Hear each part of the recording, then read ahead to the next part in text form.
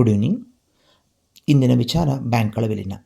2040 ಹೊತ್ತಿಗೆ $4.50 ಟ್ರಿಲಿಯನ್ ಮೂಲಭೂತ ಸೌಕರ್ಯಗಳಲ್ಲಿ ವಿನಿಯೋಗಿಸಬೇಕಾಗಿದ್ದು ದೊಡ್ಡ ಬ್ಯಾಂಕ್ಗಳ ಅವಶ್ಯಕತೆ ಇದೆ. ಆದ್ದರಿಂದ ಬ್ಯಾಂಕ್ಗಳ ವಿಲೀನವನ್ನು ಭಾರತ ಸರ್ಕಾರ ಇಂದು ಮಾಡಲು ಹೊರಟಿದೆ.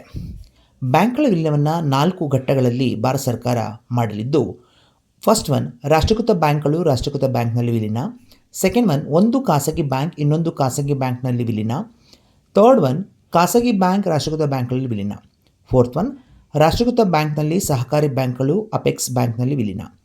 ಇದೇ ಥರ ಜಾಗತಿಕ ಮಟ್ಟದಲ್ಲಿನ ದೊಡ್ಡ ಬ್ಯಾಂಕ್ಗಳ ಟಾಪ್ 25 ಪಟ್ಟಿಯಲ್ಲಿ ಭಾರತದ ಒಂದೇ ಒಂದು ಬ್ಯಾಂಕ್ ಸಹ ಇಲ್ಲ. ದೇಶದಲ್ಲಿ ಅತಿದೊಡ್ಡ bank SBI state bank of India ಕೂಡ ಜಗತ್ತಿನ 50 ದೊಡ್ಡ ಬ್ಯಾಂಕ್ಗಳಲ್ಲಿ 43ನೇ ಸ್ಥಾನವನ್ನು ಪಡೆದಿದೆ. ಬ್ಯಾಂಕ್ಗಳ ಶೇರ್ಸ್ಗಳನ್ನು ಜಾಸ್ತಿ ಮಾಡಲು 1993-98ರಲ್ಲಿ ರಿಸರ್ವ್ ಬ್ಯಾಂಕ್ನ ನಿವೃತ್ತ ಗವರ್ನರ್ ನರಸಿಂಹನ್ ಅಂದಿನ ಸರ್ಕಾರದ ನಿರ್ದೇಶನದಂತೆ ಬ್ಯಾಂಕ್ಗಳ ವಿಲೀನ ಪ್ರಕ್ರಿಯೆಗೆ ಮುನ್ನುಡಿಯನ್ನು ಬರೆದರು. ಹಾಗಾದರೆ ಇಂದು ಪ್ರಸ್ತುತ ಭಾರತದಲ್ಲಿ ಒಟ್ಟು 12 ರಾಷ್ಟ್ರೀಕೃತ ಬ್ಯಾಂಕ್ಗಳು ಇರುವುದನ್ನು ನಾವು ಕಾಣ್ಬೋದಾಗಿದೆ. ಆ 12 ರಾಷ್ಟ್ರೀಕೃತ ಬ್ಯಾಂಕ್ಗಳು ಯಾವ್ಯಾವು ಅಂದರೆ, here is the complete list of the 12 public sector banks in India. 2025ರ ನಂತರ ಒಟ್ಟು 12 ರಾಷ್ಟ್ರೀಕೃತ ಬ್ಯಾಂಕ್ಗಳು ನಮ್ಮ ಇಂಡಿಯಾದಲ್ಲಿ ಕಾರ್ಯವನ್ನು ನಿರ್ವಹಿಸ್ತಾ ಇದೆ. 1969ರ ನಂತರ ಭಾರತದಲ್ಲಿ ಒಟ್ಟು 19 ರಾಷ್ಟ್ರೀಕೃತ ಬ್ಯಾಂಕ್ಗಳು ಅಂದರೆ ಸಾರ್ವಜನಿಕ ವಲಯದ ಬ್ಯಾಂಕ್ಗಳು ಕೆಲಸವನ್ನು ನಿರ್ವಹಣೆ ಮಾಡ್ತಾ ಇತ್ತು.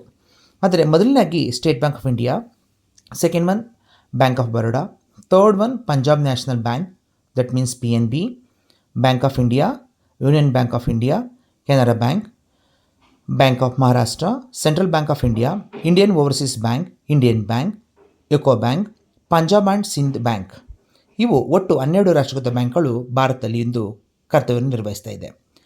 ಹಾಗಾದರೆ ಪ್ರಸ್ತುತ ಯಾವ ಬ್ಯಾಂಕಿನ ನಡುವೆ ವಿಲೀನಗೊಂಡಿದೆ ಎಂಬುದನ್ನು ತಿಳಿದುಕೊಳ್ಳೋದಾದರೆ, ಸ್ಟೇಟ್ ಬ್ಯಾಂಕ್ ಆಫ್ ಇಂಡಿಯಾ ಜೊತೆ 6 ಬ್ಯಾಂಕ್ಗಳು ವಿಲೀನವಾಗಿರುವುದನ್ನು ನೋಡ್ಬೋದಾಗಿದೆ. First one state bank of Bikaner and Jaipur, state bank of Hyderabad, state bank of Mysore, state bank of Patiala, state bank of Travancore, Bharatiya Mahila bank.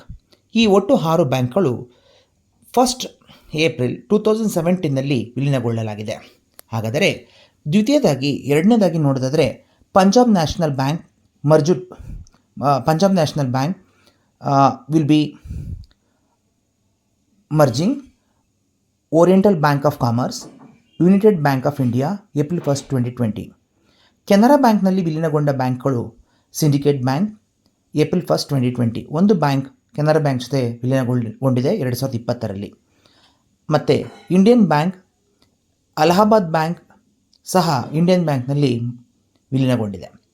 Bank of Baroda ಜೊತೆ ದೇನಾ ಬ್ಯಾಂಕ್, ವಿಜಯ ಬ್ಯಾಂಕ್, ಈ 2 ಬ್ಯಾಂಕ್ಗಳು ಸಹ ಬ್ಯಾಂಕ್ ಆಫ್ ಬರೋಡಾ ಜೊತೆ ವಿಲೀನಗೊಂಡಿದೆ ಏಪ್ರಿಲ್ 1, 2019ನಲ್ಲಿ. ಯೂನಿಯನ್ ಬ್ಯಾಂಕ್ ಆಫ್ ಇಂಡಿಯಾ ಜೊತೆ Andhra bank corporation bank April 1, 2020ನಲ್ಲಿ ವಿಲೀನಗೊಂಡಿದೆ. ಹಾಗಾದರೆ ಪ್ರಮುಖವಾಗಿ 2020ರ ಕಾಲಘಟ್ಟದಲ್ಲಿ ಪ್ರಮುಖವಾಗಿ ಅತಿ ಹೆಚ್ಚು ಬ್ಯಾಂಕ್ಗಳ ಜೊತೆ ವಿಲೀನವಾಗಿರುವುದನ್ನು ಕಾಣ್ಬೋದಾಗಿದೆ. ಹಾಗಾದರೆ ಒಟ್ಟು totally 12 public sector bank in India and totally 21 private sector banks in India operate under the guideline set by RBI. Example HDFC, ICICI Bank, Axis Bank, Kotak, etc.